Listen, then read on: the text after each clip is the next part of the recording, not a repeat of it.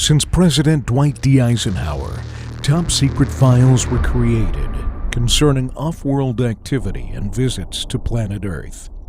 Undoubtedly, over the decades, these files have grown. Area 51 is commonly known.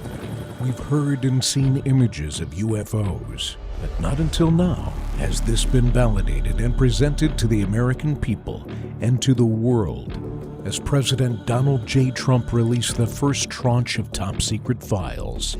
This is the beginning. There's much more to come. Join John Michael Chambers and guests on a new monthly panel, JMC Broadcast, Off-World with JMC. Premiere episode launches Thursday, June 18th at 8 p.m. Eastern Standard Time. Subscribe for free by visiting jmcbroadcasting.com and join us on this intriguing and challenging journey together, taking the Great Awakening to new and higher heights. Come travel through the portal with us. Where we go one, we go all.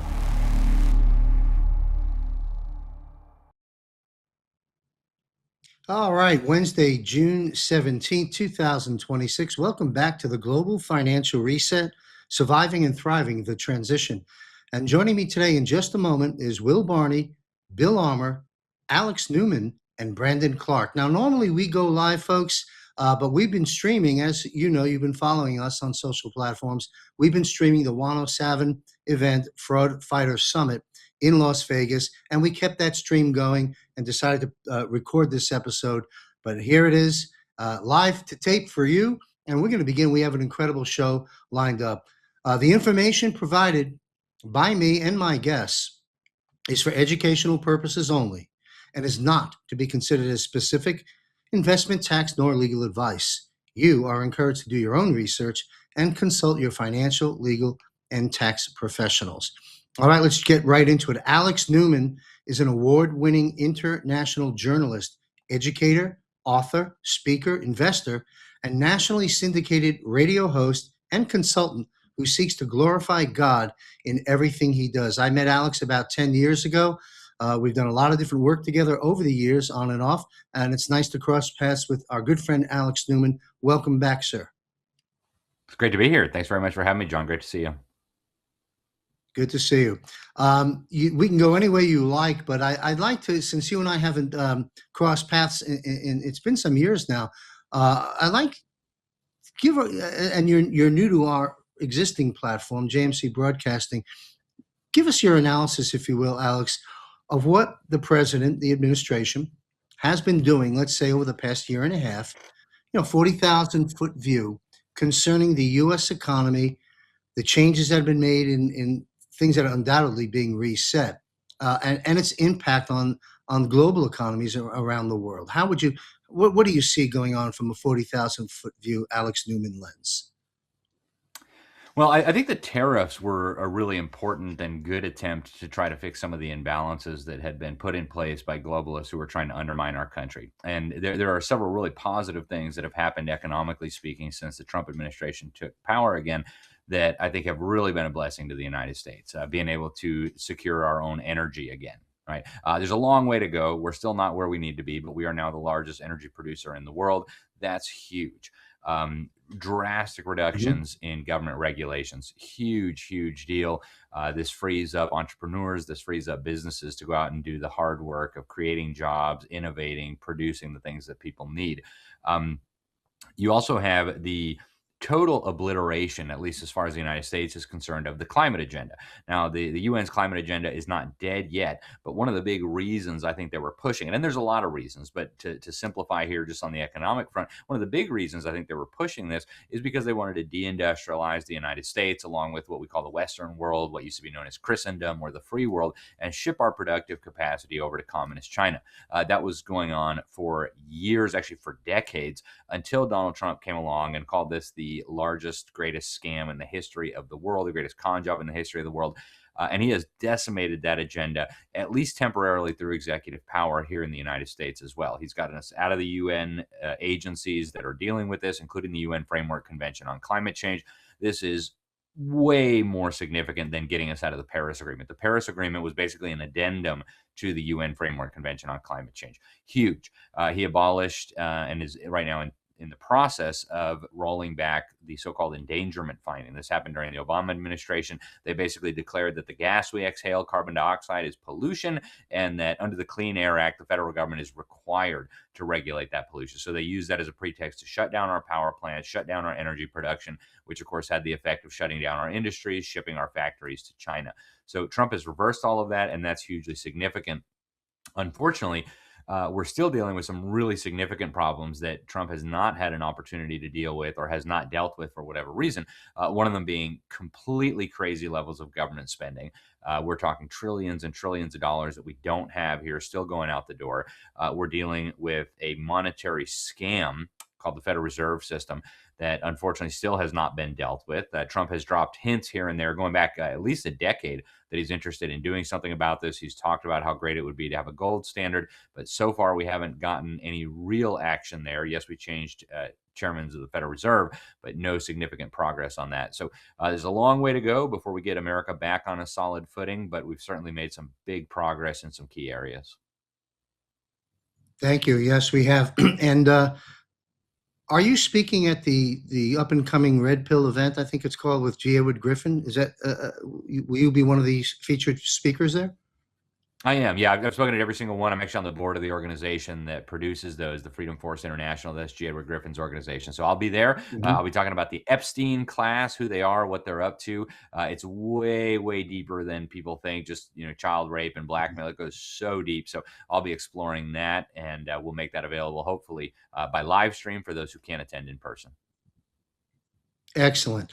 What do you, especially with Mr. G, having put out perhaps the authoritative piece on the Federal Reserve System in the Creature of Jekyll Island many, many years ago.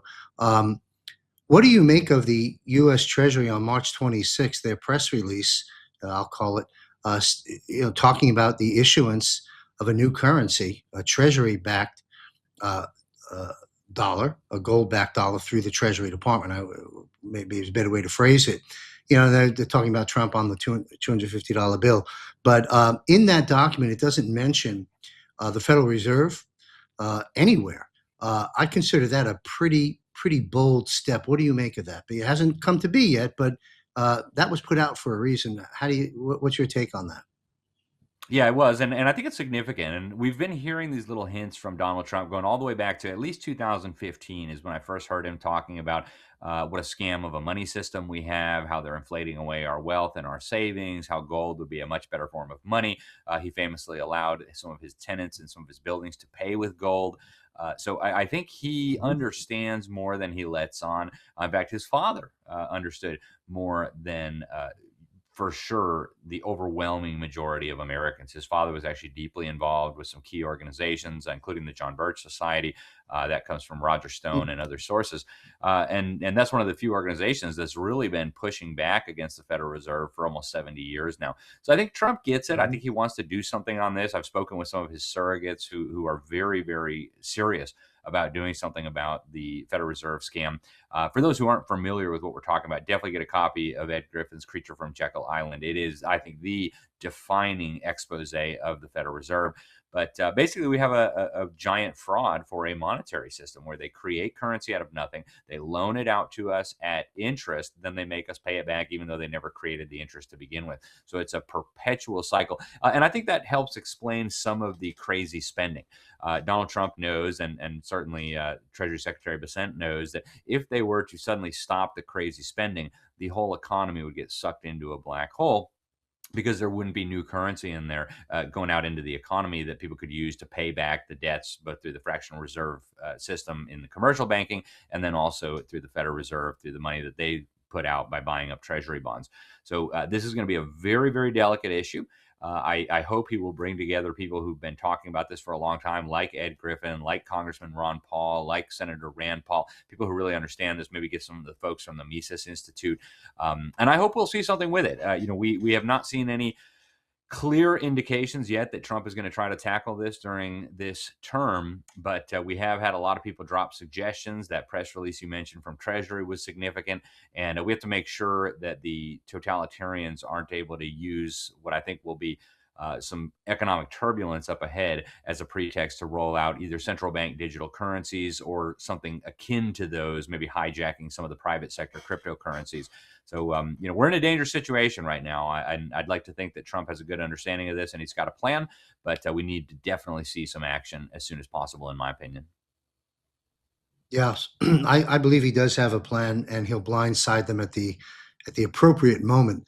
But what is nice, because you and I go back 10 years, who would have ever thought we'd be having somewhat mainstream discussions about reducing the powers of the Federal Reserve and the IRS, and that release from the Treasury Department and so forth. That takes me to Elon Musk.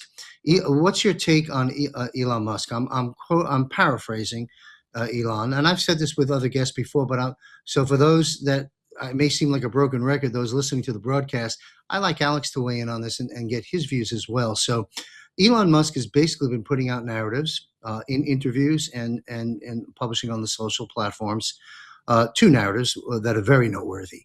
One, in the near future, again, I'm paraphrasing, there'll be no need to save money.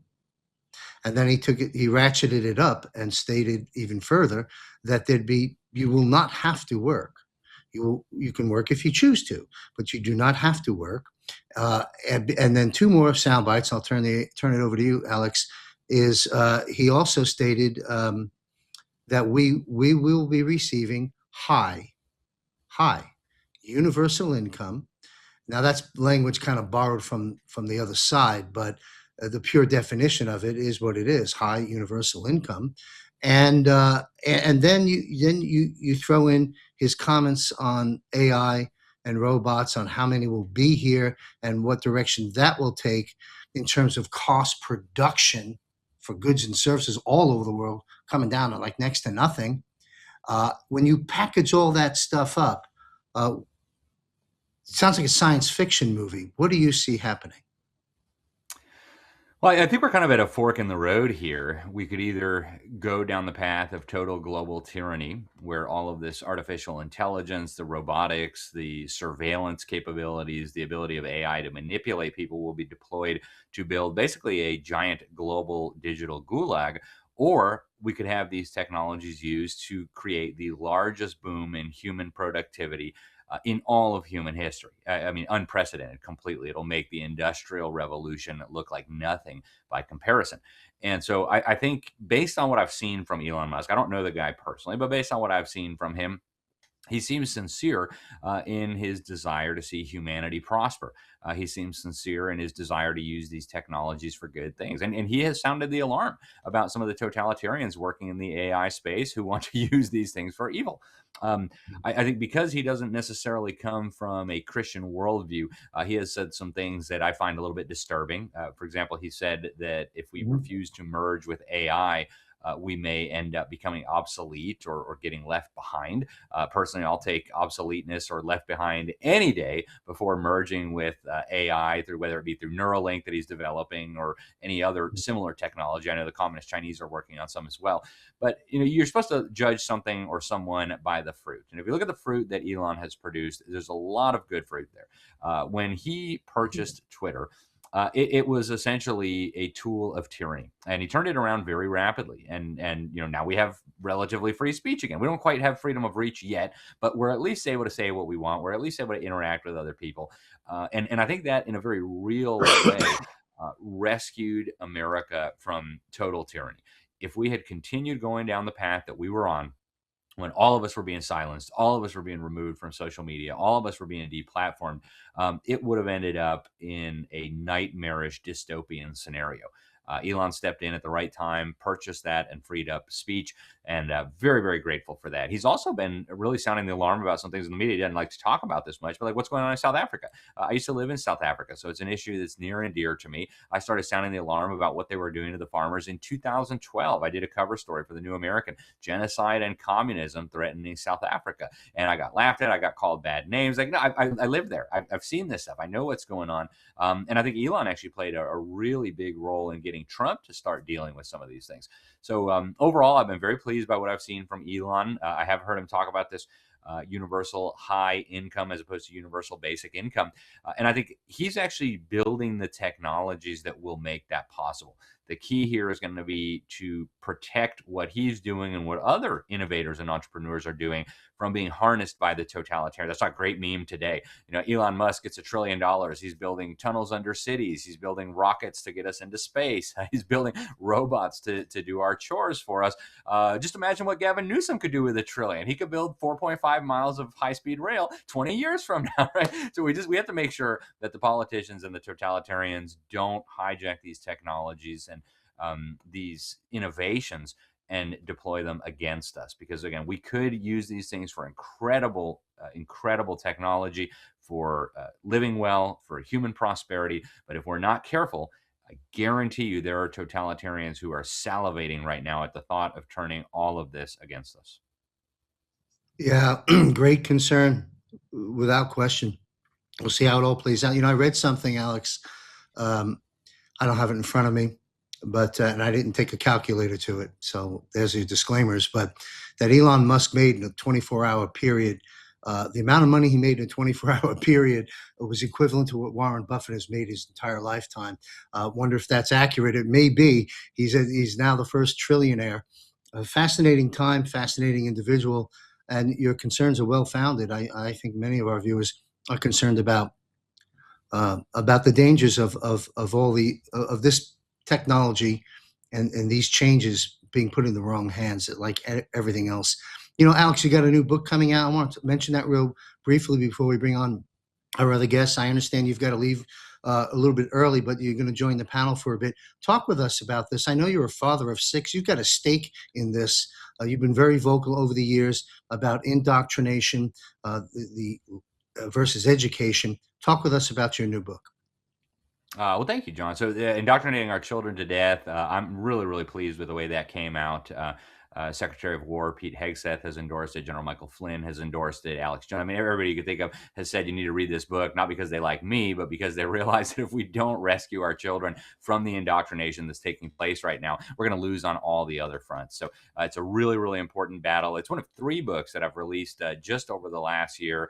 That one deals with kind of the history of the government school system, how we got here. Just a couple months ago, I released another one dealing with education called Woke and Weaponized, how Karl Marx won the battle for American education and how we can take it back. I wrote that one with my friend Robert Bortons, who's the CEO of Classical Conversations. It's the largest homeschooling program in the world with 140,000 students. And what we do in that one is we lay out, so we kind of explain the problem in indoctrinating our children to death. In this new one, we lay out a roadmap for fixing it. And sneak preview, it doesn't include the government, right? This is something that parents and churches and private associations are going to have to pick up. And then I also am just days away from releasing Deep State 2.0.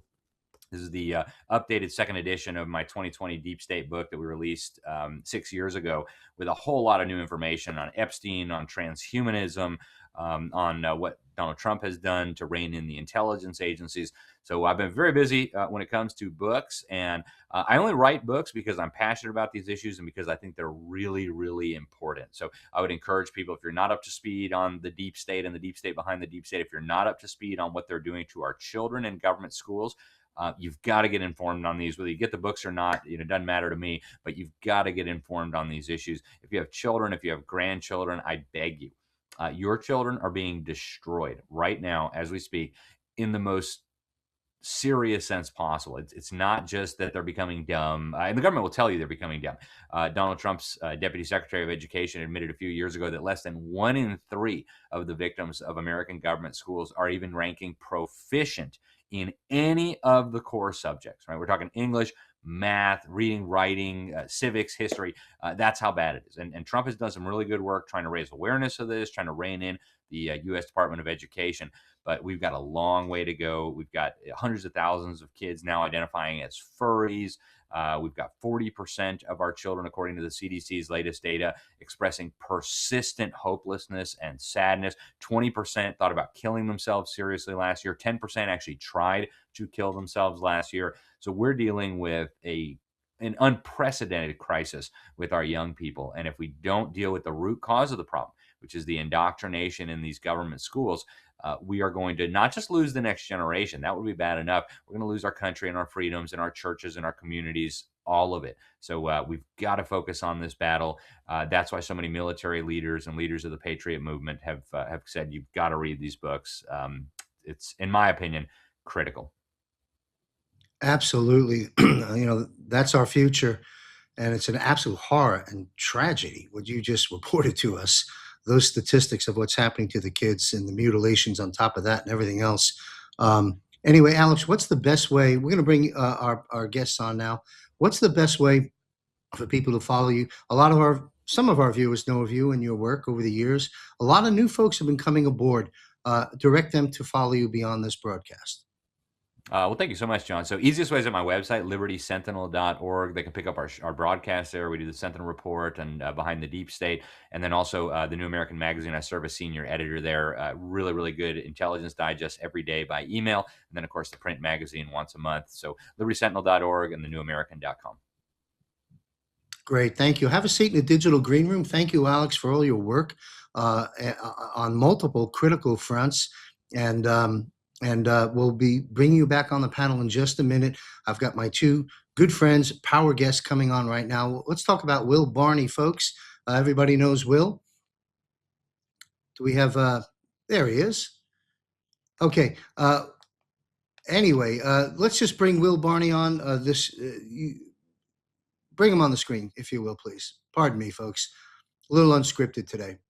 There he is. Hi, John. Will Barney. Good to be with you. EnochGS.com. Pardon the lack of introduction, but our viewers know you very well. Your introductions will be restored next go around. Thanks for being here. What's going on? What would you like to report on? There's so much happening between your last appearance. Yes. Yeah, so much is happening. We're actually in a sequence of events right now that have been scripted, planned by the military. We just had the event with the UFC fight 250. Of course, the FBI foiled another attack, again, that was scheduled to be done by some crazies. Fortunately, one of the crazies' mother overheard the conversation and literally called the FBI. Thank you. And they were able to take that down. So nothing happened. Everything went perfect. But it happens on Trump's birthday, his 80th birthday, Flag Day, Constitution Day, and this goes down. And that's not a coincidence. And then we have 10 days later the coming rally to end all rallies that Trump is talking about. But even before that, we have today, the 17th of June, Trump signs the MOU with Iran in Versailles, France. That just happened within the last hour. It's official. It's all over social media now already. So he says signed in Versailles in the video. We posted it right to X before we came on here. So it's these events and the timing of them are not just coincidental. And I think that's what we have to realize is that we're now in the sequence. There's a variety of things that are about to take place. So we're going to have on the 24th this big event. So that's 10 days following UFC, and then 10 days following that is the 4th of July. I'm wondering what the next 10 days after that's going to be. Okay, so we'll have to see. Maybe it's Clarity Act or something. So we're going to have to see how some of this plays out. But it seems like they're walking us now through an actual sequence of events that brings us to a conclusion of a lot of this. I don't think it's happenstance that Trump announced that deal on Sunday, signed it on the 17th. It doesn't make sense. That's coincidence. I think it was actually planned because he said a deal could happen last Thursday. And now here we have, and then he announces it on Sunday. He could have announced it Thursday, but he waited till Sunday to do it. So there's very specific dates that they're choosing to do things on, and it's not a coincidence anymore. So we're in, we've talked about all these events that need to happen so we can have a reset, a financial reset, an education reset, a reset of almost everything you can imagine, political, religious, the whole bit. And so it's fascinating what we're watching, because now we seem to have reached a point where we can start walking through the reveals. And that plays right into what happened last Friday when Tulsi Gabbard dropped a major bomb saying that the U.S. had been funding 120 bioweapons labs across 30 different countries of the world. And these were gain of function, bad stuff. Okay.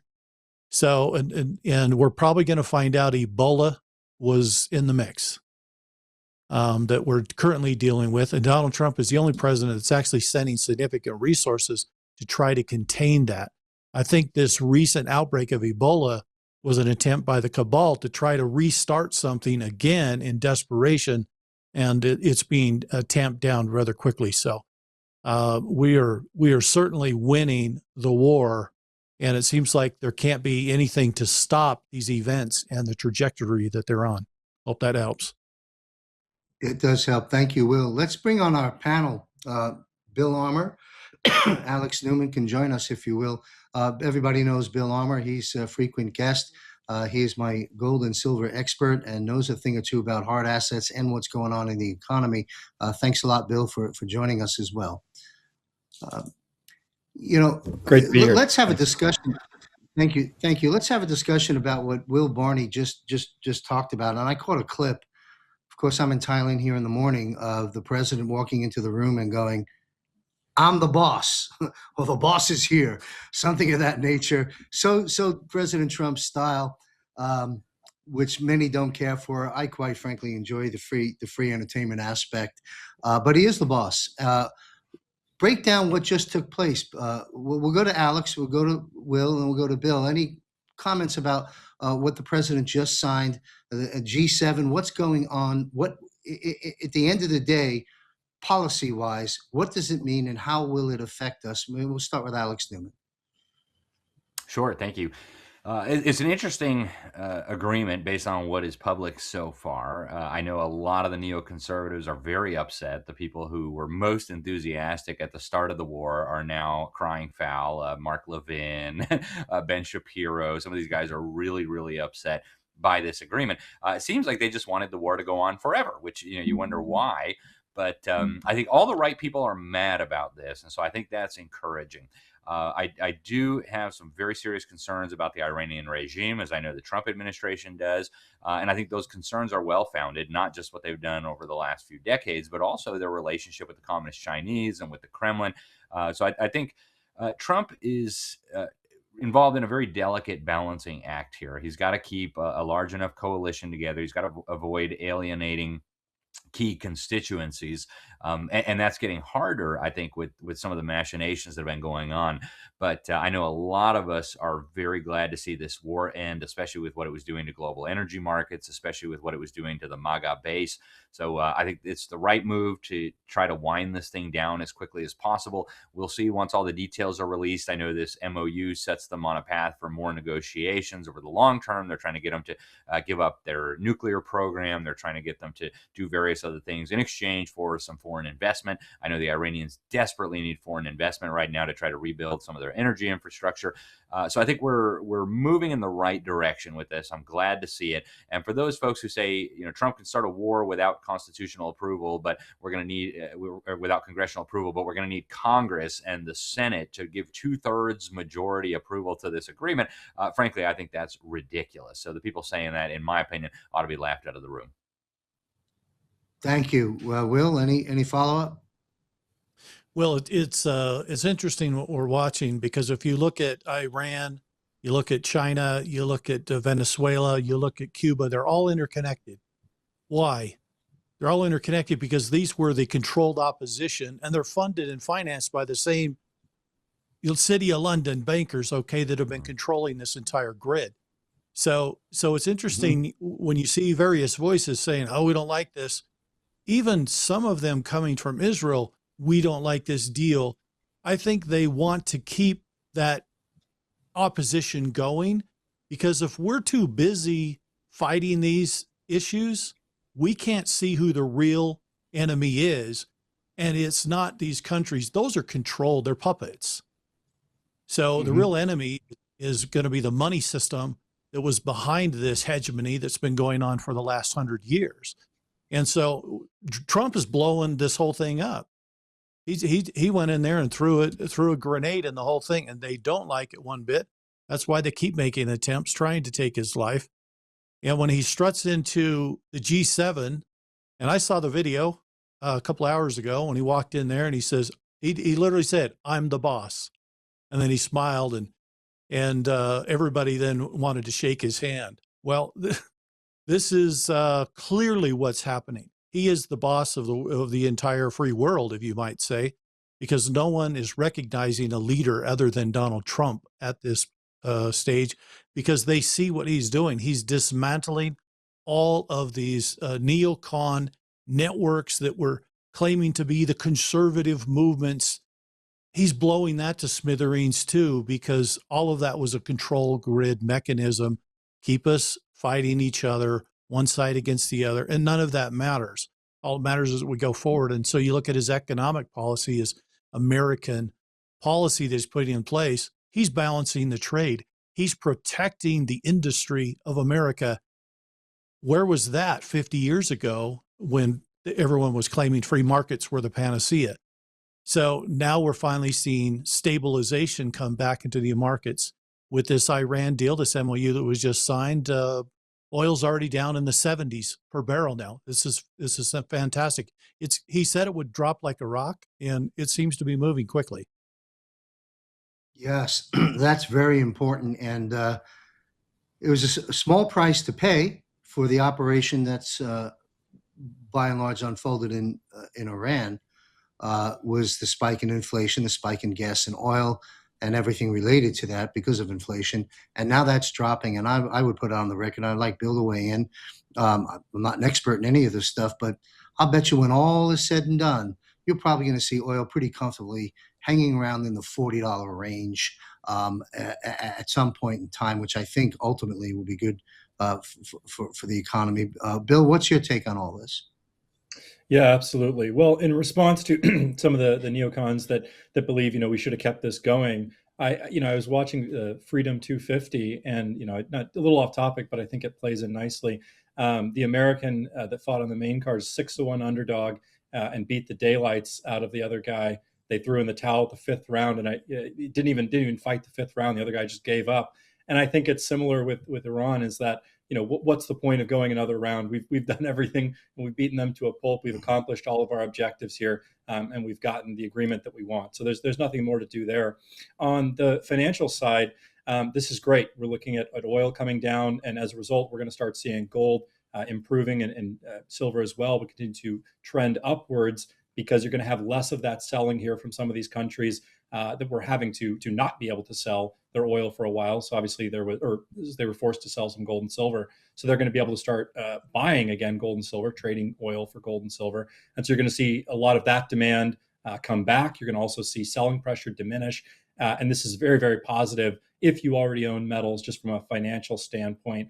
As far as the G7 goes, I think one of the takeaways that I had is just the debt that echoes throughout every country involved. 60-70 trillion dollars net of debt across all of those countries. And I think it's just continues to add to the conversation we've had many times before, which is the monetary system as it exists right now is not one that can continue forever. And all these countries, really don't have an answer if you were going to look at the dollar, which is why every single one of the countries that attended has committed, or at least been surveyed, to plan to increase dramatically gold buying over the next several years here. So I think we're seeing a general trend as metals play into the financials of this war and the war ending.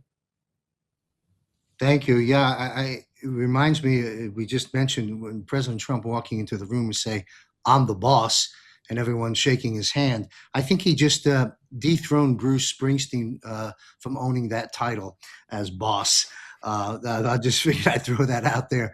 But you mentioned UFC. I want to make an announcement to our viewers. We're holding a special broadcast panel next week. I did a monologue. I should cite the source. I don't have it before me, but I'll cover all that next week in the special broadcast of where it came from. It got over 1 million views on one Facebook post alone. I don't know how many views collectively elsewhere, discussing what really took place. What was the significance behind the UFC event? And we're going to break this down in a panel with Will Barney, Rob Cunningham, Christy Allen, who publishes Tsunami of Truth at JMC Broadcasting. She'll be on camera for the first time with us. And retired Lieutenant Colonel Tom Lennox. So that's just a quick announcement, a special broadcast for next week. We're gonna break down each piece of significance, 1871, the end of maritime law, the return, all of that, of what really took place at the UFC. So stay tuned for that. Excuse me, folks, in and out of the hospital still. I want to change the subject since this is a financial show predominantly. Let's talk about something that this panel may or may not have a lot of data on. I certainly would like more information. I understand there's accounts that the president has set up. We'll go back to the top of the panel with Alex. Nearly 6 million children have signed up for. Do you have any information about the Trump Kid accounts or whatever it's called? Do you know anything about this? If so, educate us on it. Yeah, I've heard about these, and the idea is that the government will put in a little bit of money for these children to have and then invest, and hopefully it'll grow over time. And then when they get to be adults, they'll have a little bit of money to start doing something with, whether that be education or a down payment on a home, something like that. So I think it's still in the early stages. I'm surprised that many have already signed up. My youngest just barely missed the cutoff, so we'll see where this goes. But one thing that I think we do need to encourage Americans to do more is savings. Savings is an absolutely essential part of economic growth. Without savings, you can't have investment. Without investment, you're going to be eating into your own capital. You're not going to have innovation. You're not going to have growth and productivity. So we need to get back to being a nation of savers. And the government and the Federal Reserve have disincentivized savings by printing endless amounts of money and stealing away the value of our currency, stealing the purchasing power. And so there's been an incentive not to save, right? Quickly spend your money or it's going to be worth less. It's like Zimbabwe. If you don't spend the money quickly, it'll be worth less when you finally get to spending it. And so we do need to get back into the business of saving money, and that needs to be the norm. So if we can get young people to start getting into the mindset of saving and investing, that's going to be a net plus for the economy. Yes, and a follow-up by me is we hear about the president talking about no more property tax, no more capital gains tax, no tax on tips, no tax on Social Security, and I'm probably missing a few that Will or Bill can fill in the blanks on, but you're right. You have to have incentive. And, if you work hard, see, the old model was a trap, right? They set us up. You go to school to get educated, to your point, Alex, not educated, indoctrinated, no critical thinking, just you're a conveyor belt. You come out, you have $100,000 worth of debt in universities that have further indoctrinated you and turned you against your family and your government, and then you get out there and either start a business or get a job, and you make some money, and then they take it all away anyway. On a hunch, to our audience, folks, that system doesn't work, and that's what this reset in part is all about. And it really does provide hope. Faith, hope, and love. It provides hope and promise for the future, for the children, and for folks like me that are far more advanced in age. There's still some benefits that can come my way with high universal income. That sounds a lot better than a small Social Security check, which is a fraction of what I'm getting back of what I paid in. But that's just my commentary. Will, any comments on the children accounts that the president's talking about? Certainly. Well, there's two types of children accounts. So you have these Trump accounts, and that's for all children, and it's actually available to any children under the age of 18. However, the government isn't going to put some into there for you unless you were within the birth range of Trump's present term. So 2025 to 2028. So if you're in that term, then they will actually put $1,000 per child in there. That's amazing. To boost that. But really, you can, any child under the age of 18, you can set up an account for, and you can start saving for. And I believe the contributions can be up to $5,000 per year for each of these accounts, allowing, grandma, grandpa, other people might contribute, right, to help grow this. And this is phenomenal. Think of how different this is from the old system of let's just get everybody dependent on the government and what they can get from it their lives are crushed by this economic system that leaves no room because of the taxation and everything else that's going on. That is so different. And Melania actually announced just this last week, she held a little thing about the Fostering America program that she's all about, where she wants to set up accounts, special accounts just for children in the foster care system. And the government is going to contribute to those as well.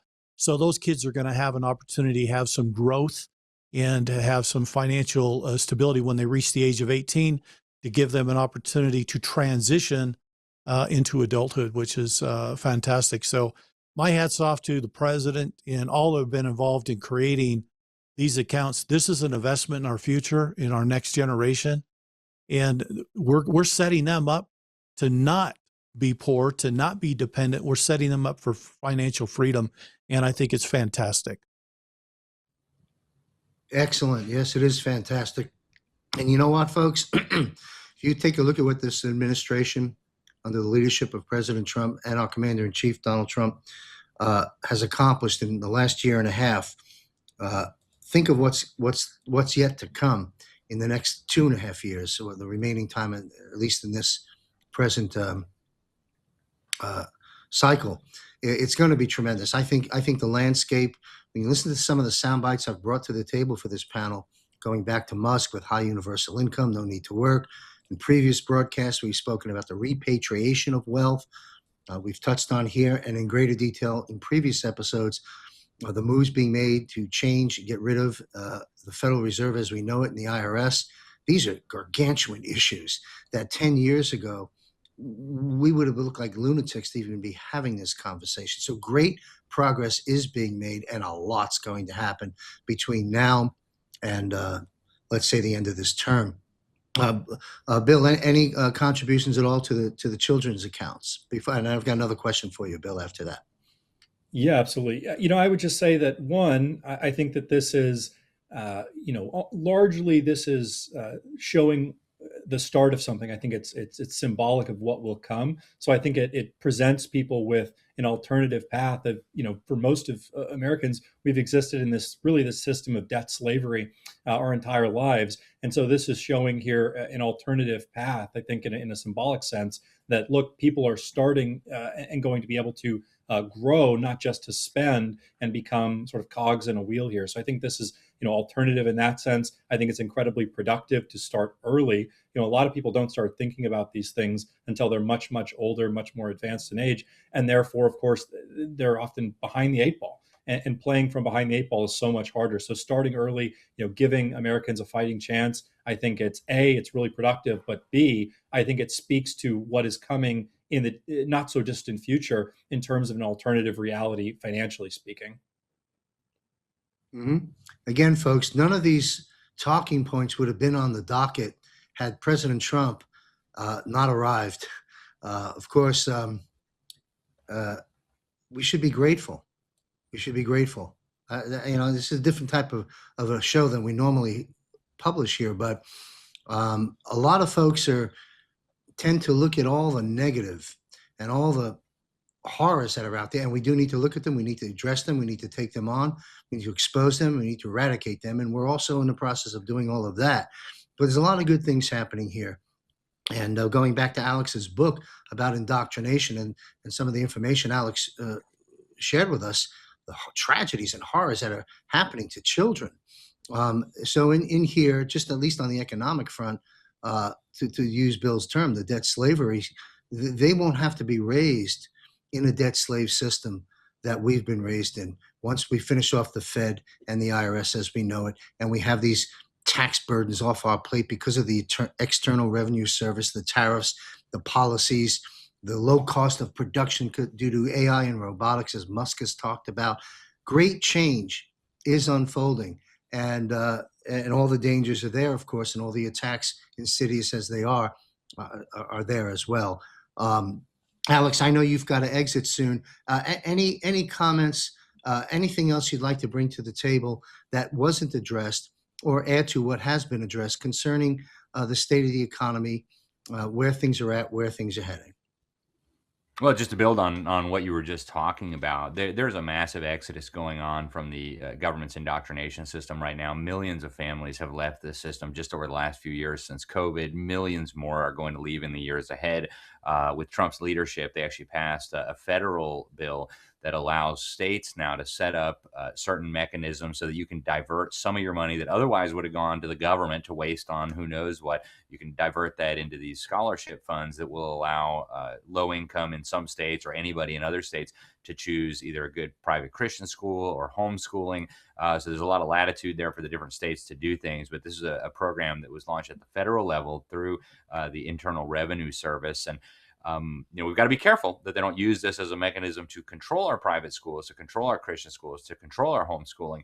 But there is a real opportunity now to use this to accelerate this exodus, get ever more people out of the system, and really get these children a great education so they can thrive in whatever comes our way. And I really appreciate you having me on, John. It's great to see you. It's been way too long, but thank you for having me on the program, and I hope we can talk again very soon. Yeah, thank you for being here. We'll definitely tap you in the near future, and continued success with Mr. G's programs and platform. LibertySentinel.org. Follow Alex Newman, prolific writer, host, etc. For those newly coming aboard to Alex. Thank you, Alex, for being here. Good seeing you, sir, and we'll talk with you in the near future. Thank you. Thank you. I want to go to Bill Armour and Will as a follow-up and ask you, Bill, can you, from a layman's standpoint, putting on our education hat, as if you were standing in front of a white marker board, if you will, and you've got a captured, interested series of students that want to learn. From that viewpoint, and you can take it down as simple as best, and we'll build it up from there. Normally, you have technical and fundamental actions that, as well as public policy, that create economies one way or the other and have an impact on our bottom line. You have oil, price of oil. Why is that important?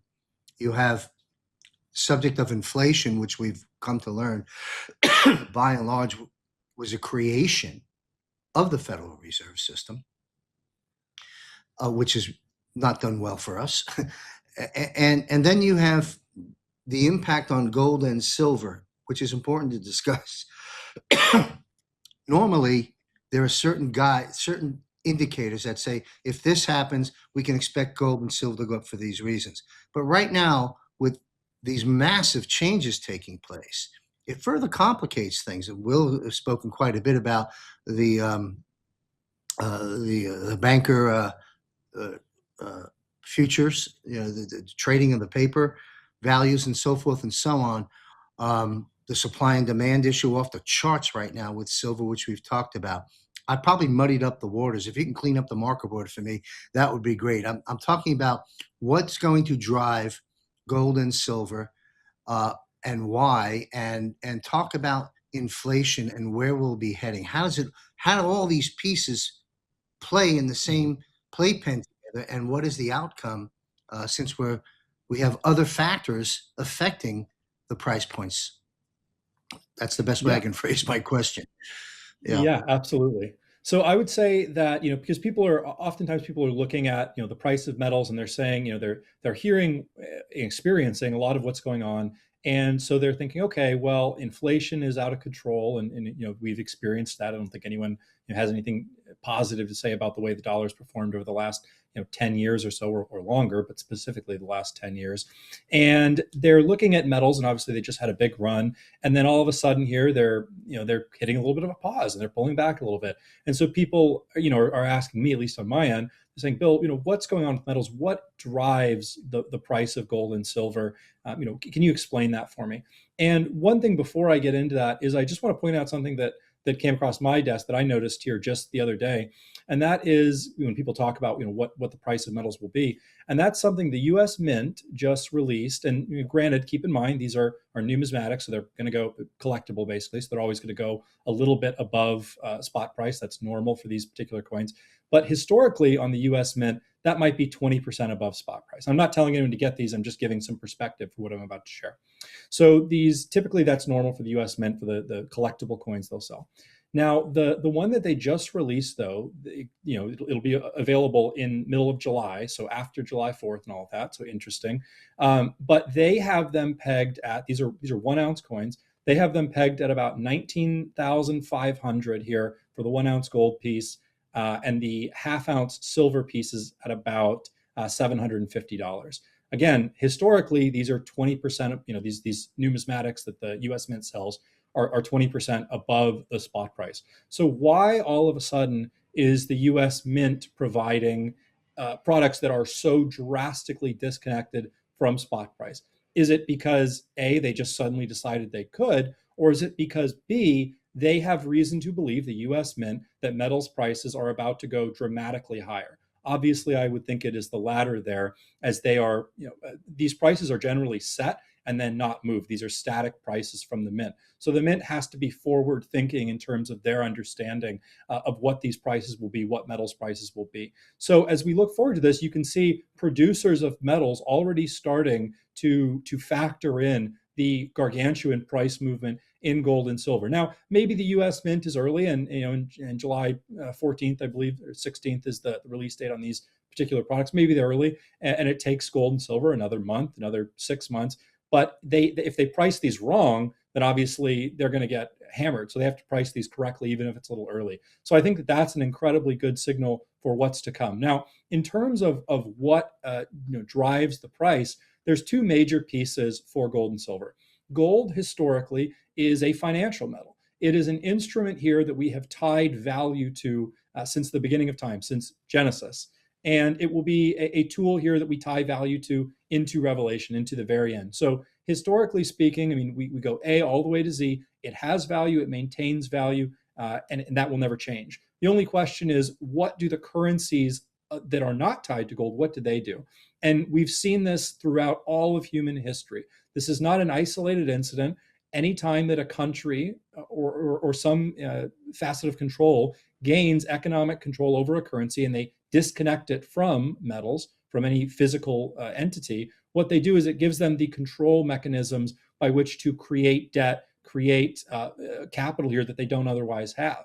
Imagine here if we had a closed economic system where you couldn't spend money unless you had it, or you couldn't create new money out of thin air without asking or without debasing. So that's where obviously we're going with the new currency. Where we sit right now is disconnected, and therefore it's not necessarily that gold is becoming more valuable, although it is in some ways because it's so in demand. But really what happens primarily is the dollar is being worth less. And so gold is reflecting that by becoming worth more. Now, again, it's a double driver asset in the sense that because everyone is fleeing the dollar and fleeing assets here that are disconnected from physical tangible things, there is also a demand issue here. There's both demand on it, but also its connection to the dollar. So you've got a double driver here that moves the price of gold. We expect here that gold will continue to rise dramatically because what we're already seeing will be accelerated. The movement away from the dollar will accelerate dramatically. It's kind of like a run on the banks, right? The closer you get to the finality of that, the more extreme the movements get, the more the pendulum swings. And that should be a really positive sentiment for anyone that already owns metals. So that's kind of the primary drivers of gold. And that's why you're seeing central banks. That's why everyone in the G7, that's why almost every nation in the world here is stocking up on gold, and they're trading whatever they have to get gold. There is a worldwide understanding that we are moving away from the current monetary system, and everyone wants to be prepared and have something that will survive into the new system. So that's gold. Now, silver has long been just the little brother to gold, and that's what it's functioned as, is gold is worth one thing and silver is worth less, and they move in tandem, by and large. We are at a very unique time where, yes, silver still has some of that financial little brother to gold, but primarily now what is driving silver is its industrial usage. And it's becoming increasingly the most important strategic metal in the entire world. And we will continue to see that explode as silver demand, and we've talked about this many times, continues to reach all-time highs. We're at 6 consecutive years of a silver deficit. We use more silver than we actually produce. So we're hitting a climax here. Obviously, banks continue to short sell silver and push it down. I like to point to the three strikes rule with silver, which is really with any economic instrument, a stock, metals, anything really, oil, is that when something here 3 consecutive times holds a limit or a bottom line, that tends to be the trampoline by which it responds. And what we've seen with silver is that through tremendous selling pressure, it has dropped into that $65-ish range 3 consecutive times now, and each time it has rebounded. At some point, those short sellers who keep driving it into that $65 range, they run out of capital. Even with the near infinite capital that the Federal Reserve provides to them, all they're doing is digging the hole deeper and deeper. And obviously, they've put themselves in a point where they either win or they go defunct. And so they really don't have that many options left. But I would firmly estimate that as this is the 3rd consecutive time that it has rebounded like this, that this bodes very well for the immediate future of silver and the long term, especially again, as these supply constraints continue to be, I'll say, unearthed. So all of that to say, the mechanics of gold and silver and what drives their value, of course, it's driven in intangible in reality, whereas what drives these paper prices, stocks hit all-time highs, very recently. And I think that people say, how is that possible? It's not. But that's what the infinite capital here of the Federal Reserve can do in order to trick people into continuing to following this economic system, this debt slavery system that exists. Wow, you unpacked a lot there. Thank you very much. And, money debasement comes to an end soon. I love the way that sounds. That is so important. I mean, that's the foundation of the whole darn thing. Before we go over to Will Barney, I took some notes to remind our viewers, and for those that missed previous episodes, this may be the first time you're hearing it. And I can cite an episode I did with Juan O'Savin, published maybe 10 days ago on our platforms, a special broadcast with Juan, about 2.5 hours. Let's throw this on top of that great analysis that Bill just provided in terms of the moving parts and the mechanics and the changes that are taking place.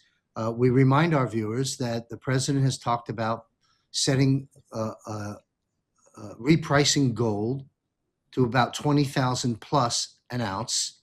Let's not forget about that. Let's not forget about the potentiality of silver having a floor set to it because of its critical importance, supply and demand issue to keep the world's industrialization happening. A floor set at silver. Boy, what a gift that is. You mentioned stocks, Bill. Juan's on the record and off the record stating he's not concerned about the stock market. Could keep going up, could go to 60,000. Heck, it's almost at 52 now, right? But we know the corruption that lies within. But why would President Trump want to completely collapse the stock market in the middle of all these other things? The answer is he probably doesn't. And in my opinion, that's why it's at 52,000. Could it drop? Could it be a controlled demolition? Yeah, we'll see how it plays out. But later, if it doesn't collapse, as the system gets reset that Bill was just talking about, you have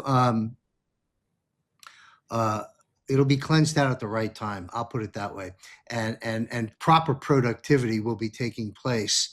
But that's the stock isn't the elephant in the room. The dollar is the elephant in the room, and the pricing of gold and setting a floor to silver are critical pieces here. Juan, also, again, I'm repeating things for those that need to hear it again, and for those that are hearing it for the first time. We've talked about competing currencies.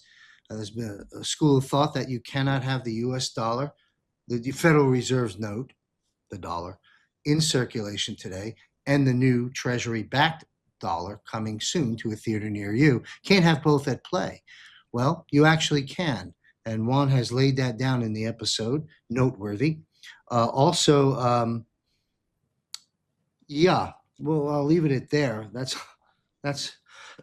pardon me, folks, additional data to what Bill just analyzed for us. Will, do you want to weigh in on this at any entry point? We've unpacked quite a bit here. Yeah, there's a couple of things going on here.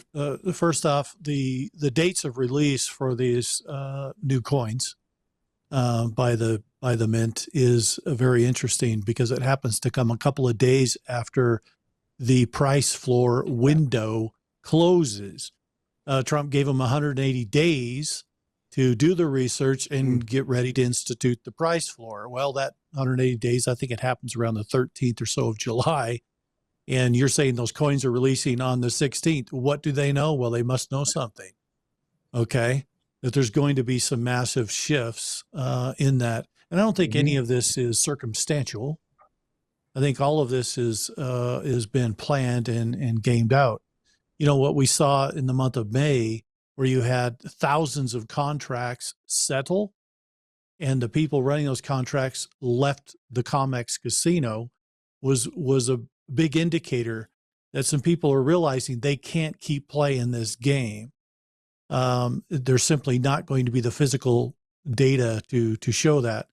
Like what Bill said, you know, industrial usage is now over 60% of all the production of silver.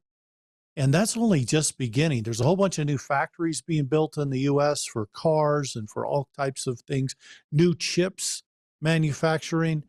If the price of silver were to move in the direction like is being indicated, you know, you're talking about the increase in just a car. In a car, you could have 1.5 ounces of silver, so you're going to have an increase in cost to a car per se because of all the circuitry involved. So, and there's the multiple chips and everything else that's in our cars are very advanced now. But that's just the beginning because Elon Musk's talking about robots and everything else. And you had Samsung struck a deal directly with 3 different mining companies to get the silver direct from the mine and bypass the whole market altogether. Well, they know there's going to be a real supply problem. And as I appreciate what you said, Bill, about 6 years of continuous deficits. How long before your reserves are gone? Well, I think we're there. And so I think that you're going to see that move dramatically. The other thing I would like to see in the future when it comes to metals and the trading is COMEX has always been a very ambiguous kind of a thing. Okay. What I mean by that is it's quite opaque in terms of what's really going on. And people don't really know how many paper ounces are to a physical ounce. But what would happen to COMEX if you simply brought it onto blockchain, where there was full transparency and every ounce you bought had to be linked to a physical ounce? Suddenly it blows that whole thing apart. They can no longer play the games. And I think that's ultimately where everything's headed.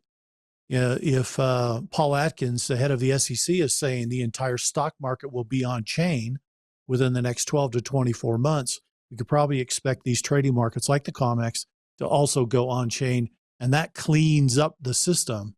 And then you start to get real price discovery instantly every day. And I think that's going to be a dramatic move in an upward direction for these metals. Predominantly, if you're looking at gold is the backer of money. People have always considered that for thousands of years. This is the thing that supplants the various forms of money that's out there is having gold. So if you look at that and you look at all the countries around the world and how much gold are they sitting on and how much can they afford to print in terms of money represented by real gold. If that price is at 19,000 or 20,000 an ounce, their gold now covers more currency and allows them to do more. So an upward direction, I think, is probably where this is headed. I don't think it can really go anywhere but up if we're going to meet those types of asset-backed printing of money here in the future across the globe. I think it needs to be higher just to backstop the money that's coming.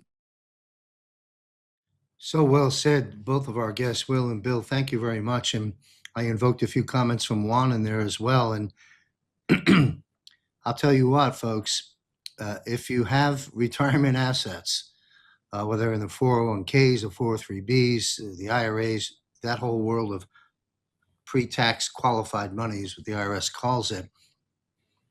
You got a great opportunity right now to get into hard assets at the right time. Rollovers can easily be done. Caution, don't do it on your own. If you make a mistake, it'll be fatal. This is where Bill and his firm can assist you with that. But very important, huge opportunity to be in gold and silver for all the reasons of the standard, technical, and fundamental things that we've covered, and all these extraordinary events that Will and Bill have just laid out. You know, this show being finance focused and being action oriented, those that fortunate enough, blessed enough, wise enough, and able enough to have accumulated any wealth through a system designed to make sure you don't, you got to continue to be a good steward of it and seize the opportunities that are before us right now. Boy, it sure looks to gold and silver to me as the main foundation, without question. Will, any other comments? We're going to wind the broadcast down a little early. Pardon me, folks. I am on the mend, but I have been in and out of a hospital and so forth.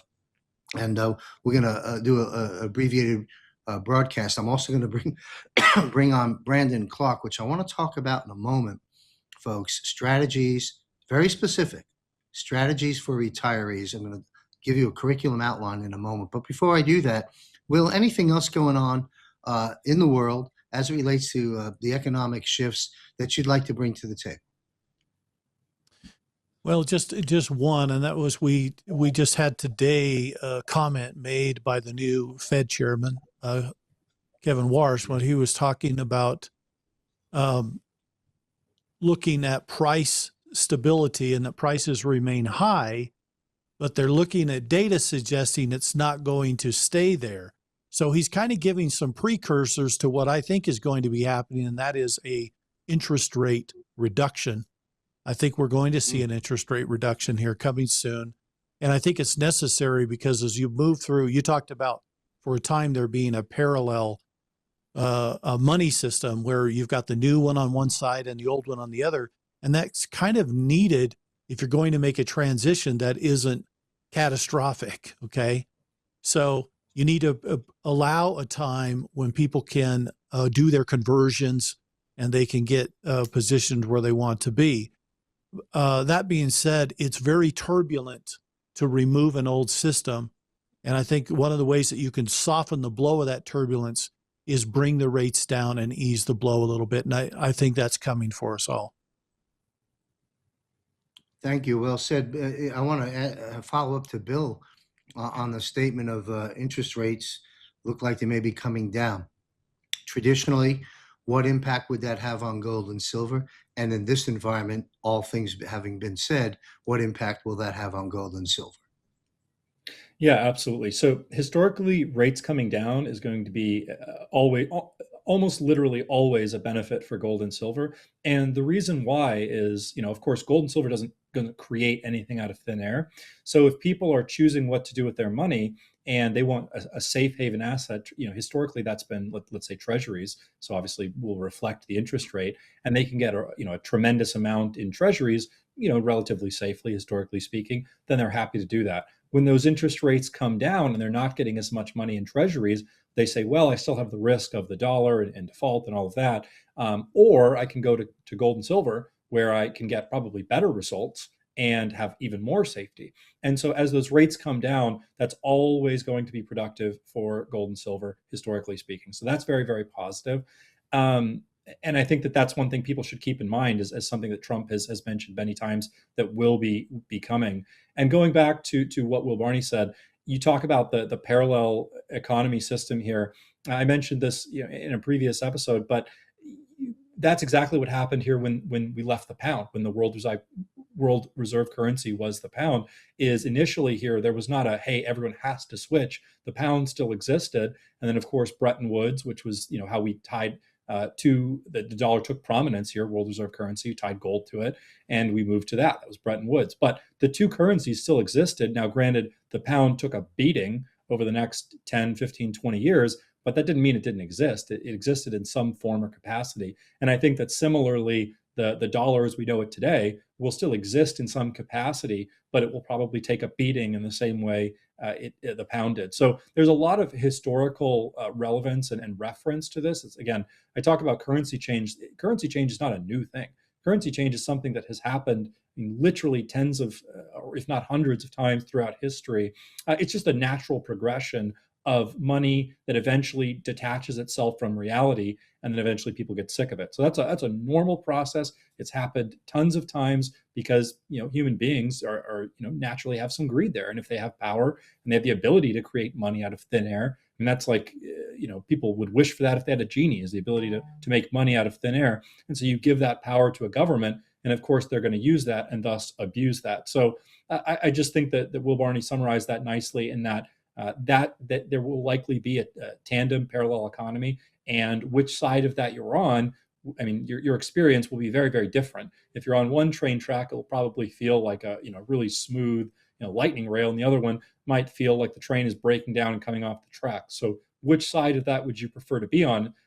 I know which one I'd like to be on, but people can choose for themselves and will be able to make that decision for themselves and their families. I want to thank each of you very, very much for providing important education and information on the current state of affairs and your forecast, to the best of our abilities of where things are heading and why. Folks, this is an incredible time if you think about it. Painful, yeah, we've been through a lot, without question, in this war. From the health attacks to the wealth attacks, we've endured a lot. And we're still enduring things, and there'll be more pain to come. But we are a part of history that is just incredible if you really think it through. And I encourage everyone to go see Disclosure, a different subject. But you're talking about a time, the reason I invoked that, you're talking about a time where so many things are coming at us. And the common theme of what's coming at us, from my perspective, is truth. Truth is coming at us, and we're looking for it. It's always there. You just have to go find it and bring it to the surface. And that's kind of what's happening under this administration, under the operation, under the Q operation, under this military operation, under the disclosure of Area 51 and so forth. Price points of gold and silver going from fake money to real money. These are incredible shifts and changes. And you think about what Alex Newman brought to the table earlier on, but what they've done to our children, what's happening in those horrible statistics he reported. You know what? We're looking at the truths, and we're combating one thing at a time. and so there is a light at the end of the tunnel, is my point. And as far as tying it all back into the economy, that light is really, really bright. So, take the education you get at this broadcast and others, do your own research, do your own homework, and take action. Take action. Seize the opportunities. Sidestep the landmines. They're everywhere. And but you've basically been given a flashlight. You've been given a flashlight. Oh, I won't walk over there, but I am going to look over here. Start looking around and take action, because especially in gold and silver, with the pullback as of recent, I think today was just under $70 again. I'm quite happy, as I reported last week. I acquired more gold and silver. That's exactly what I've done during this period of time. Not that I've got a lot of assets, but I've reduced my operational cash in credit union, keeping things moving to be able to broadcast and take care of my team of 10, and keep the show on the road, if you will. All the broadcasts we do has operational costs. So, but I've taken some of that in light of this and figured, well, cash is trash. Need it? to operate, keep things going. The rest of it, I just made another acquisition of both gold and silver during this opportunity. And I think everyone should consider doing that if you're in that position to do so. Will, give us any updates on the work you're doing at enochgs.com, and to those newly coming aboard, sort of an overview of the breadth of your projects. Sure, always happy to talk about that, John. So we're building out software and hardware systems for the management and launching of humanitarian projects across the world.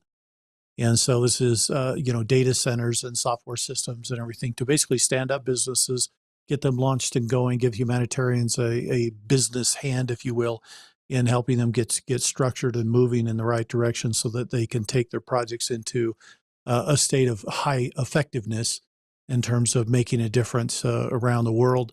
You can go to enochgs.com and you can find out a little bit more about that. I do have some limited availability for some consulting directly with me. You'll find that at the bottom of the homepage on the website, where there is a link there to my calendar. I apologize that I don't have more time for many of you. Would love to talk to the humanitarians around the world and help them get structured and get positioned. But if you can find some time there that works for you, then perhaps we can have a conversation. As we get into full funding and various things are coming from this financial reset, I think my time's going to even be more limited. So take the opportunity now, if you have an opportunity, to get with me, because I'm not sure what that's going to be later in the year. So thanks, John. It's always been a pleasure to be with you. Thank you, Will. And I don't know if you formally accepted your invitation just yet, but I'm sure our producers will connect the dots for us all, joining us next week on a special broadcast to analyze the UFC. That was a spectacular event. And again, the monologue that I delivered on my Eyes on Gitmo show went viral. I'll cite the source of that. It was sent to me by retired Lieutenant Colonel Tom Lennox. I read it verbatim, and hundreds of other people have picked it up since. And I'd like to focus on a panel with you, Rob Cunningham, Christy Allen, and Tom Lennox to join us as well. If you can make it, we'd love to have you there and break down. We have what it on really the schedule already. There. Sandy's way ahead of you, so we're good. We'll be there. Excellent. We look forward to you being there. It's important, folks, because it wasn't just about a bunch of guys fighting on the White House lawn, please. Okay. It was an extraordinary moment in history. And the reason again, I'm recovering from some variety of health issues. I remember laying in bed and having watched the thing go viral. We posted it, and 10 minutes later, 100,000 views. I'm like, that doesn't normally happen. And it just kept happening. And it's exceeded 1 million views just on one Facebook post, never mind everywhere else it is. Why? Because it's truth. And people are looking for it. And the truth is seeping in. And I can't wait to break down each line item of that monologue of what we all saw take place at UFC, including the statement, I'm going to say it, Big Mike, Michelle Obama is a man, whatever the gentleman said. We're going to visit that. I have an interesting viewpoint about that I'm going to share with the panel as well. So stay tuned. That's a cliffhanger special broadcast next week. Thanks, Will, for accommodating us.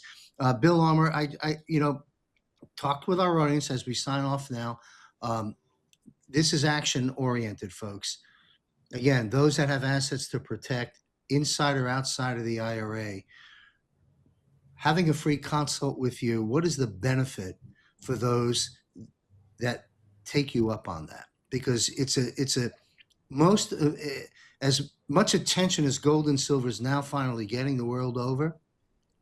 You know the stats better than I, Bill, but what is it, like 3%, 5%, if that, of the investing American public has any experience in the hard assets of gold and silver, which makes it very scary to use that term, to take a step forward. Talk with us about your alleviating those things in your consults, and then we'll sign off. Thank you. Yeah, absolutely. And I think you hit the nail on the head, which is that people for so long have done their finances a different way. They've approached them. They've contributed to a 401k. They've left it with a money manager, and they've largely kind of gone about their lives, and as they should in a lot of ways. I think people should focus on the things that matter in life, and hope that you make a good decision about money, and hopefully you don't have to think about it 24/7. No one wants to have to think about money 24/7.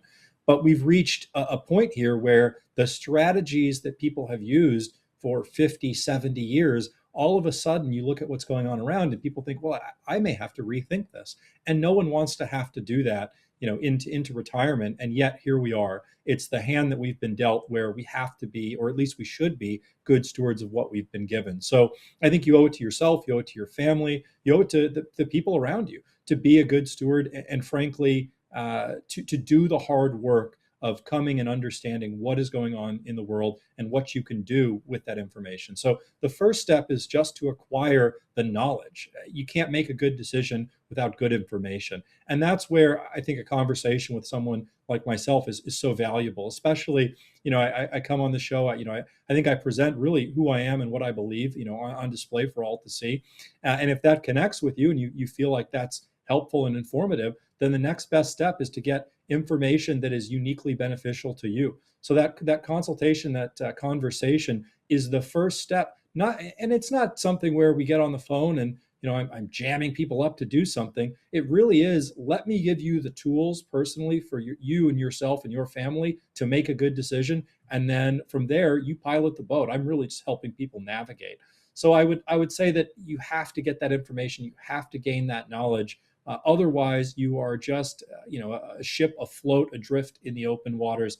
And frankly, we're in the middle of a very bad storm. So I think it's prudent, it's intelligent, and it's thoughtful here to make that choice and make a call and develop and gain some understanding.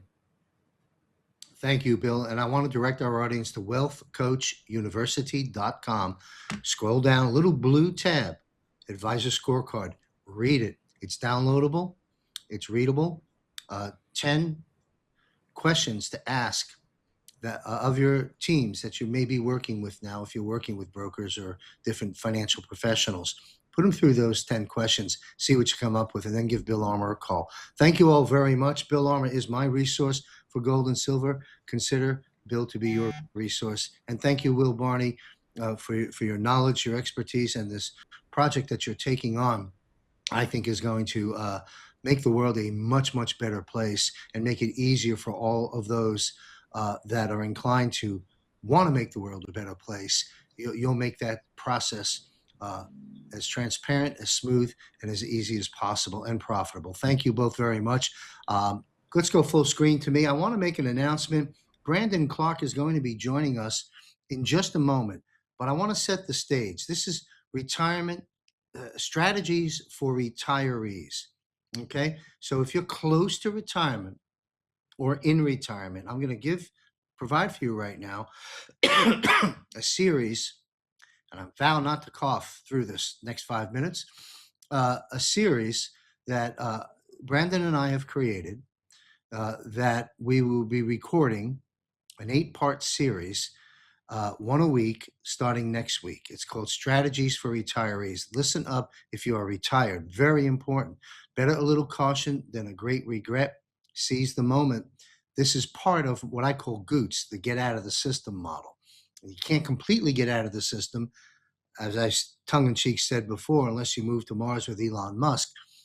But you have to understand what the reset's about, what the dangers are, and what the opportunities. Now, this is micro-niched into those who are retired. Why am I doing this? Because people are asking, what about me? I'm in retirement. I'm worried about my pension. What happens if the bonds crash?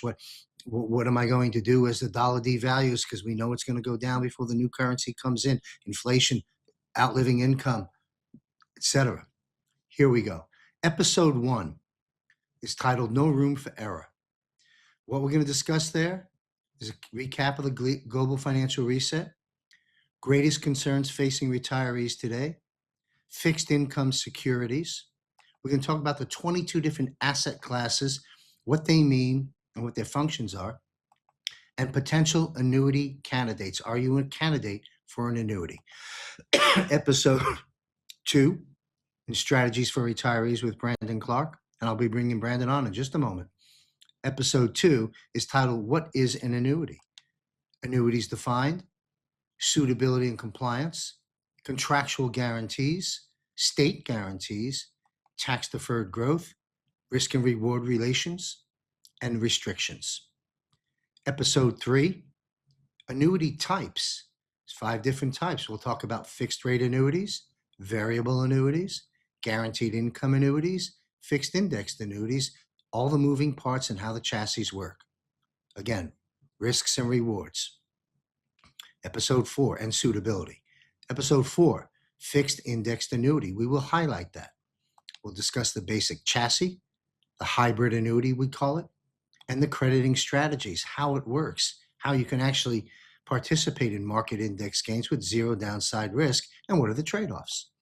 Episode 5, IRA and 401k rollovers, debunking the Wall Street myth, safeguarding your life savings with annuities. Episode 6, annuity upgrades for those that own annuities already. We will educate you on the 1035 tax-free IRS exchange, qualified rollovers, penalties, how can they be paid for if there are penalties, how you can remove the handcuffs of an old or underperforming or expensive or no longer suitable annuity. Episode 7, procrastination.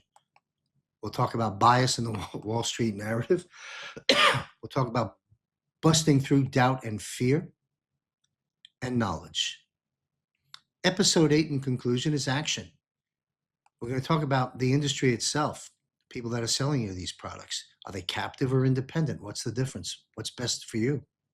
Do they have expertise in the area you need help in? Or are they just a general practitioner?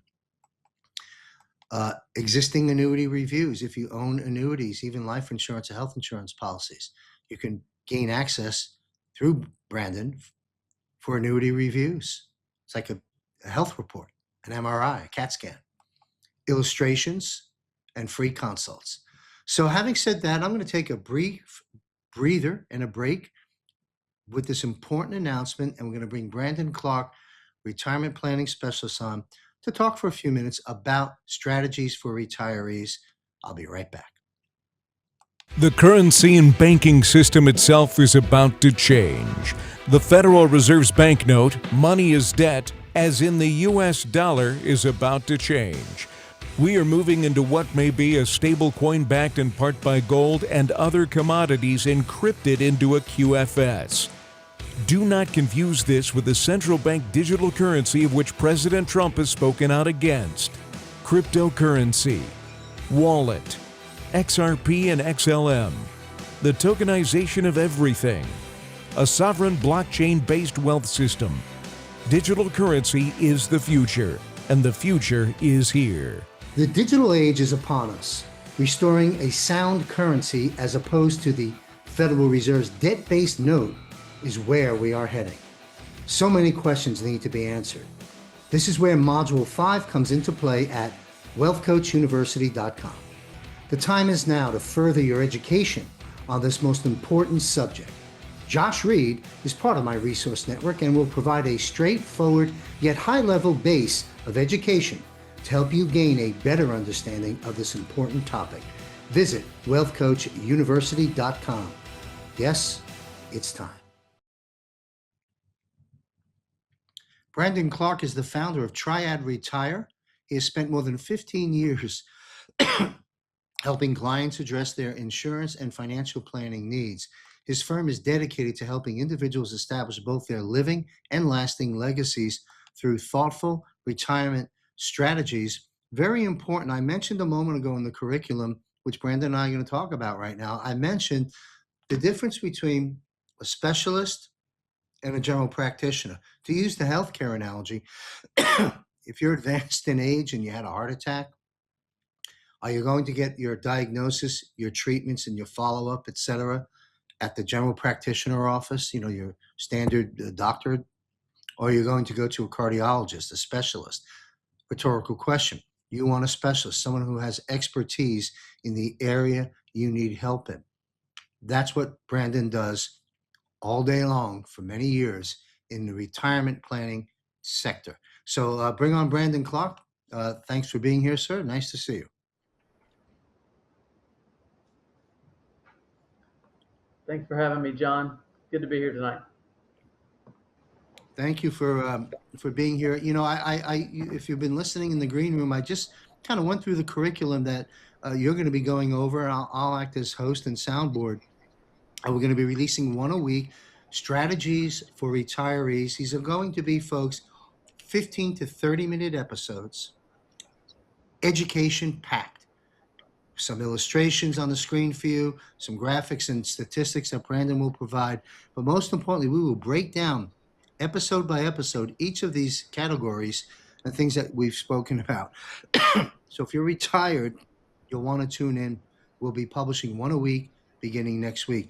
But Brandon, if you'd like, talk with us about. I'd like to spend the next 10 minutes highlighting, because there's so much to cover, and that's what our strategies for retirees will be about. Let's just talk briefly about the fixed indexed annuity, if that's what it's called these days, how that chassis works, what are the moving parts, how people can participate in market index gains with zero risk, and how they can get guaranteed income they cannot outlive. And please, before you're through, sir, focus on what are the restrictions and some of the trade-offs for such great benefits. Take it away, Brandon. Very important, folks, if you're retired. Yeah, like I said, thank you for having me on tonight, and I look forward to the 8-part series that we're going to do. I think it's going to be very important.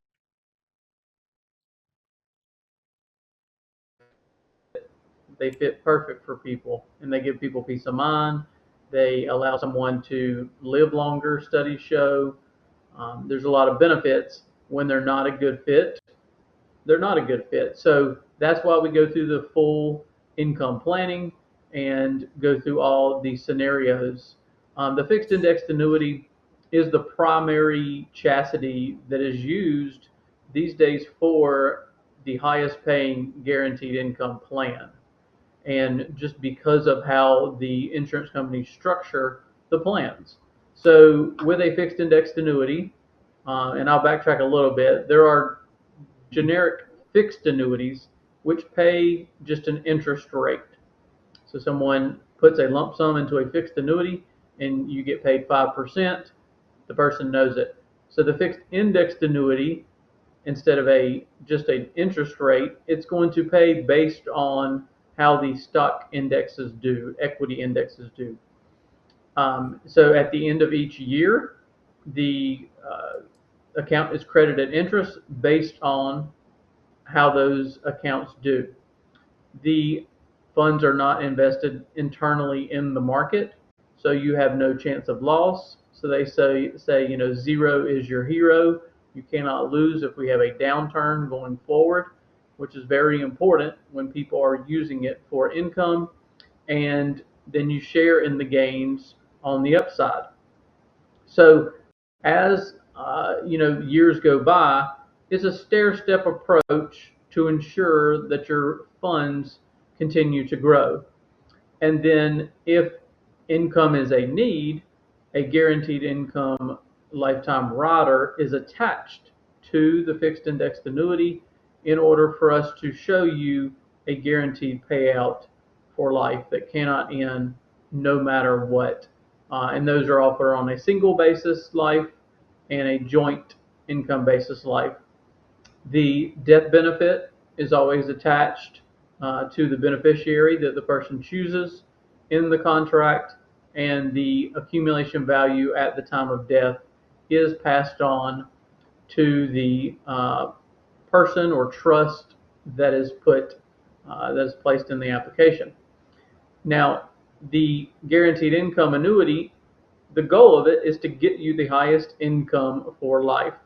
So a lot of times we do a full analysis of financial plans in order to ensure that if you have a outside goal of legacy, or also we want people to have liquidity, so you're not going to put all assets into the income plan. So it's part of the retirement plan. kind of to tie this back into the discussion earlier, the fact is I've had a couple questions about the Wealth Coach University and getting out of the system. And one of the things that someone asked, and a couple of people have asked me, is why would I do this if the dollar is devaluing? And I just want to bring up the fact that annuities have been around far, far longer than the dollar has been around. I think they were actually started in the Roman Empire for, to pay soldiers so they could pay their bills throughout life. So just think of it that way. If the dollar devalues and we change to a different currency, be it a different world currency, be it a digital currency, the companies back these plans by hard assets. They back them by treasuries and just other items. They don't back them by the dollar. So if the exchange of value changed to pay your bill, then you would continue getting that same exchange of value through the plans. So what the main goal though is to make sure in retirement you have your fixed expenses covered with Social Security, with other income sources, and then you can use the outside assets to continue to grow your portfolio, to grow your funds. But the thing I love about what I do is there's multiple studies that show when someone has a guaranteed income plan, annuity that is paying their bills, you actually live longer. You're more focused on, your health is going to be better, and it's just so good long term for someone to not have to move money around every month to pay bills. Um, so, like when I have joined in with John with the Wealth Coach University, it's a plan that's for your whole portfolio, because we want you to be backed by hard assets. We want you to be backed by ways that will continue to contribute to your wealth and well-being throughout retirement. Thank you. Thank you very much. You've unpacked quite a bit. I've got some follow-up. Great information. First off, again, to the attention of our viewers, Brandon is a licensed professional retirement planning specialist, housed out of North Carolina, and licensed throughout much of the country. So you're dealing with a regulated, governed, licensed professional. Number one. Number two, you mentioned fixed rate annuities early on. You pedaled back and said, showing the difference between just a standard fixed rate annuity versus the moving parts available in an indexed annuity. And would it be a fair statement to say, we've learned in our broadcast today that Kevin Warsh may be lowering interest rates, which is what the president wants. And if that happens, that's probably not good for a fixed rate annuity, because they're going to lower the rates and you're going to be locking in for 5 or 10 years at a low fixed rate. Would that be pretty much how the mechanics of that would work if someone went the fixed rate route? Yeah, and it's actually a very big determinant on both, and I'll explain. But yes, a fixed rate annuity, a lot of it is based on the 10-year Treasury, the federal funds rate. So in 2021, where we had 0% interest rates, the fixed annuity was paying very low amounts. Somewhat similar to CDs and money market funds, you can see it fluctuate with that as well. What the fixed annuity allows you to do is, if someone were to decide that I'm risk averse, I want to know exactly when I'm going to be paid, and I want to put this in place. So I'm a believer that the interest rates probably are going to get lowered going forward. They may not, but if they do, and someone does lock in 5+% for 5 years, that may be a smart move for someone. Um, it's a big determinant, because if they do lower the rates, yes, the rates will lower on all of the fixed annuities. Another determinant that is very important, though, as in this time we have the stock market being at the highest valuation that it's ever been. So therefore, your 401ks, your IRAs, your investment accounts are at the highest they've ever been as well. So, um, right, the other determinant that the federal funds rate and 10-year Treasury has a lot of dealing with is the payouts for the guaranteed income. There are people that, like I said, in 2021, when rates were at near zero, did guaranteed income annuities, and their payout percentages are not the same or not as high as if you do one right now with the rate being what it is.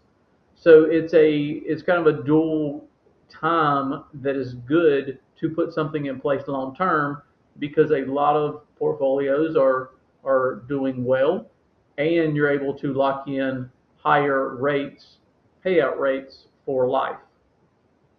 The um, the indexes within a fixed indexed annuity also have caps or participation rates. And the rates also usually allow those to be higher as well. So as you see that federal funds rate lower in the future, it really has a high impact on really all of the types of annuities that are out there.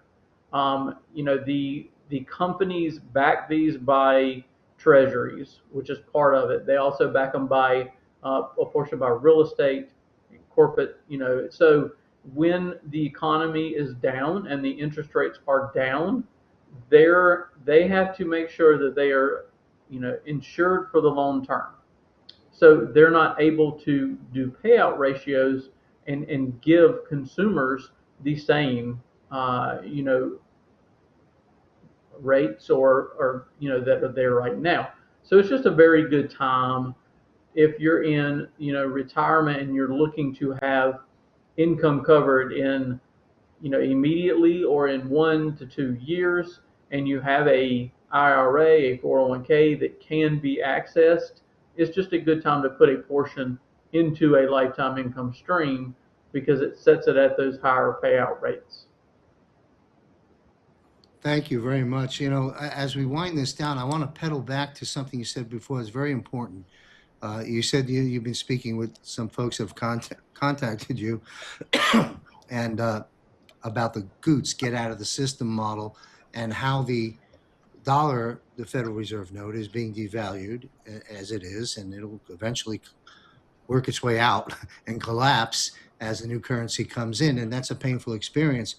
But the GOOTS model covers it. You see, each bucket in GOOTS, to our audience I'm speaking, that's where your gold and silver physical tangible comes in to hedge against that valid point that they're raising to you, Brandon, that hey, why would I want to be in an annuity if it's dollar denominated if the dollar's going down? Because each bucket serves a different purpose in your overall plan. Gold and silver acts as your hedge against that collapsing currency. So that's that bucket. The annuity is a different bucket. Not for everyone, but for those that where it makes sense, the annuity serves a different purpose. Tax deferred, safety, growth with no downside, or triggering to guaranteed income you cannot live. Different function. Gold and silver hedge, annuity, different function. And then you've got crypto, different function. Real estate, not so good right now, but and later stocks and bonds will be a huge opportunity. But in closing here, because we're gonna break all this down and a whole lot more on the 8-part series, Strategies for Retirees, publishing the first episode next week.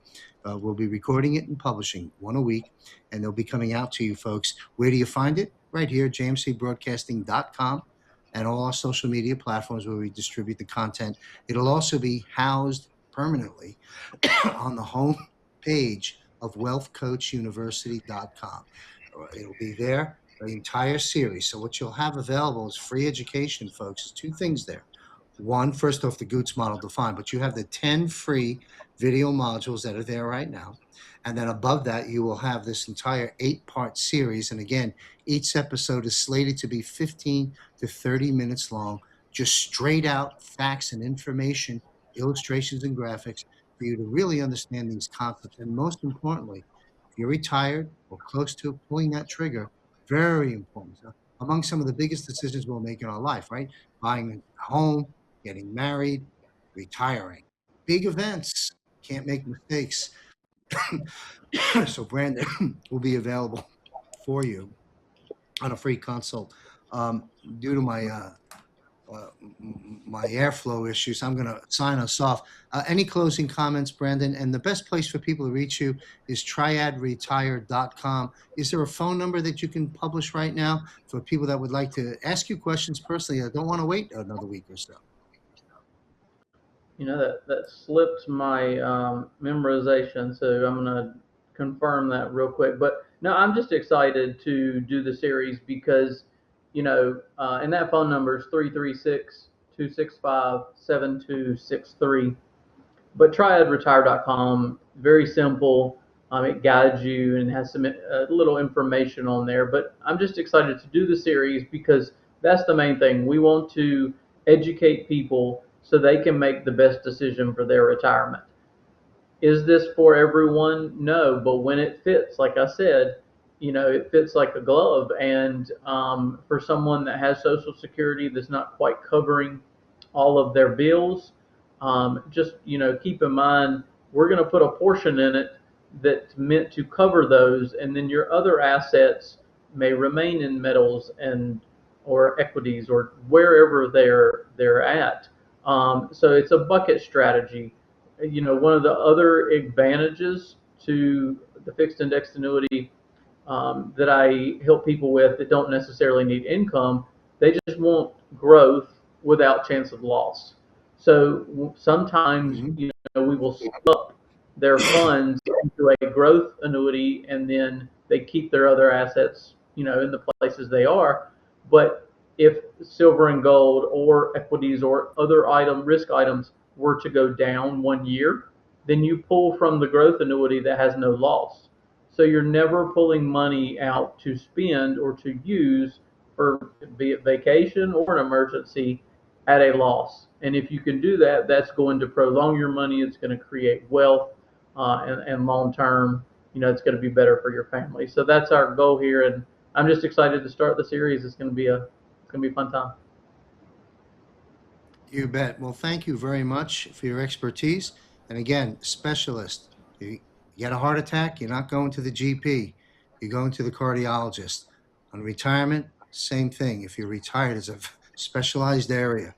You don't want to just sit down with a generic stockbroker who's going to give you a blend of stocks and bonds and potentially create a lot of stress in the years of retirement. And that's where Brandon comes in. Thank you very much, Brandon Clark. We'll see you next week. Strategies for Retirees. Thank you. Action changes things, folks. As we wrap up this show, visit wealthcoachuniversity.com. It's all there for you, all free. Also visit Library of Truth at jmcbroadcasting.com. Click on economy and you'll have a lot of educational information from a lot of third-party sources, documentaries, important data to help get you grounded. Also on the action item list, of course, is the series we just talked about, the strategies for retirees, coming next week. Also, I'm available as a wealth coach consultant. Visit wealthcoachuniversity.com. You can secure time to spend with me in a private Zoom room and assist you through this global financial reset. And certainly for those with assets to protect, gold and silver is one of the critical buckets in the GOOTS Get Out of the System module. Give Bill Armour a call. You know how to reach him. He's my resource. And next week, joining me, hopefully I actually have improved health-wise, but you can see I'm still not there. Hopefully next week we'll be back to normal. Normal would be a wonderful thing for me. Thanks for your patience. Everyone's screaming about a mute button and a hit button. Understand something. My microphone is rather sophisticated. If I do something with it to mute me in the middle of coughing, the whole thing has to be technically configured. Believe me, and I don't want to go through that. It's not as simple as hitting a button on my computer. I can only mute outgoing. I can't mute incoming that easily during the broadcast. So we've done our best with our producer and me. My apologies, but I'd rather perform and produce and publish our content than not. If it gets bad, sure, I'll have to take a week off, spend a whole week in the hospital, get better, and have someone fill in. I'm trying to avoid that. But I think I'm on the the other side of this thing. So thanks for your patience as far as that goes. Next week, joining me is A.J. Monty, and retired Lieutenant Colonel Tom Lennox is coming back. Here, we'll be live again. We weren't live this week because of the Fraud Fighter Summit that we have streamed for 107 and Company. But we will be live, and my guest, A.J. Monty, first time here in the GFR at JMC Broadcasting, and returning guest, retired Lieutenant Colonel Tom Lennox. Don't forget to join us. Mark your calendars, June 25th at 8 p.m. Eastern in our private Zoom room for 1 hour. Mike King to answer your questions live, 1 hour. Visit jmcbroadcasting.com, click on Premium Portal, and learn how to gain access to this. We look forward to seeing you there. And again, as an announcement, next week, special broadcast, Will Barney, Tom Lennox, Rob Cunningham, Christy Allen of Tsunami of Truth on camera, and me. We will be discussing and breaking down to close out the chapter on that historic UFC event on the White House lawn, the brilliance of this operation right before your very eyes. You do not want to miss that episode, and I'm real excited to be recording tomorrow and launching this week Off-World Premier monthly panel, Off-World with JMC. Subscribe for free at jmcbroadcasting.com or consider our premium portal. That's a wrap. Thank you very much to my great guests, and good to see Alex Newman returning back on camera with me. Fire hose of information. And that's a wrap. Thank you all very much. Stay safe, and may God be with you. The Truth About Health premieres this month as a weekly JMC Broadcasting production with Christy Lee as your show host. Christy Lee is an award-winning former mainstream news anchor and independent journalist with more than 20 years of experience in broadcasting. Honored as Best Anchor and Best Enterprise Reporting honors, she later anchored at a Fox affiliate in California before walking away from legacy media after witnessing its deepening lack of journalistic integrity and shift toward propaganda. Christy is a fearless voice for the voiceless and a staunch advocate for holding power accountable. She's been featured on Fox News, The Bongino Report, InfoWars, Lindell TV, and numerous independent platforms nationwide. She has interviewed high-profile figures including RFK Jr., Dr. Robert Malone, General Michael Flynn, Ron Paul, Carrie Lake, and many more. The Truth About Health premieres June 2026 as a weekly JMC Broadcasting production. This weekly broadcast features expert doctors, scientists, and healthcare professionals. We don't reject science, we go further in it. We go beyond symptoms, headlines, and hype, bringing you the truth about what actually heals the body. Thorough healthcare coverage, including new technologies, legislation, and justice, will also be addressed. Sign up for free at jmcbroadcasting.com and tune into The Truth About Health with Christy Lee, only on jmcbroadcasting.com.